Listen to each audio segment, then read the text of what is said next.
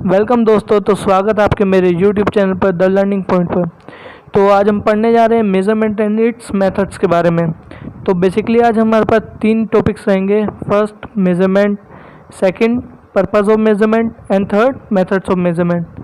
तो हम बिना टाइम वेस्ट करे फर्स्ट टॉपिक पे आते हैं। तो हमारा फर्स्ट टॉपिक रहेगा मेजरमेंट। तो मेजरमेंट बेसिकली होता क्या है? मेजरमेंट दो क्वांटिटीज़ के बीच के कंपैरिजन का रिज़ल्ट है। क्या? मेजरमेंट दो क्वांटिटीज़ के बीच का कंपैरिजन का रिज़ल्ट है। और इसमें दो क्वांटिटीज़ क्या क्या रहेंगी वो मैं आपको बताता हूँ। दो क्वांटिटीज़ में एक क्वांटिटीज़ तो वो रहेगी जिसकी हमें मैग्नीट्यूड निकालना है या जिसको हमें मेज़र करना है, मतलब जिसका मैग्नीट्यूड हमें अननोन रहेगा। और दूसरी क्वांटिटी हमारी ऐसी रहेगी जो पहले से ही हमें डिफाइंड रहेगी, मतलब जिसकी वैल्यू हमें पहले से ही पता होगी। तो मैं मान के चलता हूँ कि आपको मेजरमेंट के बारे में पता चल चुका है। तो चलो आते हैं हम अपने सेकंड टॉपिक पे, मतलब पर्पस ऑफ मेजरमेंट पर, कि हम मेजरमेंट करते क्यों हैं। तो बेसिकली मेजरमेंट का कोई एक पर्पस नहीं होता है, वो हमारे पर डिपेंड करता है कि हम उसे कहाँ कहाँ यूज़ कर रहे हैं। जैसे कि हम मेजरमेंट को यूज़ करना चाहते हैं सर्विस ऑफ क्वालिटी में, मॉनिटरिंग करने में, सेफ्टी में, मेकिंग समथिंग फिट, मतलब किसी डिज़ाइन या असेंबली को फिट रखने में, या किसी प्रॉब्लम सॉल्विंग में।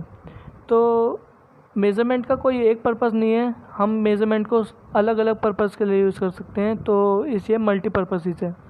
तो मैं मान के चलता हूँ कि आपको पर्पस ऑफ मेज़रमेंट के बारे में पता चल गया है। जैसा कि मैंने बताया आपको कि मेज़रमेंट किसी एक पर्पस पर डिपेंड नहीं करता, हमारे पास डिफरेंट मेज़रमेंट के पर्पस रहते हैं, इसलिए हम इसे मल्टीपर्पसीज भी कहते हैं। तो अब आता है हमारा third and last topic, methods of measurement, मतलब मेज़रमेंट के क्या क्या मेथड्स हो सकते हैं। तो बेसिकली मेथड्स ऑफ मेज़रमेंट में दो टाइप्स आते हैं, direct method and indirect method. तो सबसे पहले हम डायरेक्ट मेथड के बारे में पता करेंगे कि डायरेक्ट मेथड होता क्या है।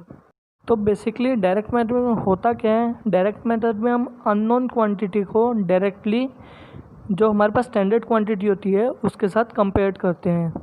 क्या? कि हम अननोन क्वांटिटी को डायरेक्टली कंपेयर करते हैं किसके साथ? हमारी प्री डिफाइंड क्वांटिटी के साथ। और इसका जो रिज़ल्ट आता है हम कैसे शो करते हैं? न्यूमेरिकल नंबर एंड यूनिट्स की फॉर्म में। तो इसकी हम एक्यूरेसी के बारे में बात करते हैं। तो इसकी एक्यूरेसी हमारे पास as compare to indirect method हमारे पास इसकी एक्यूरेसी कम होती है।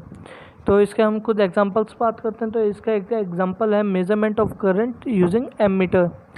और इसका सेकंड एग्जांपल भी हम ले सकते हैं कि measuring of an object using yard stick.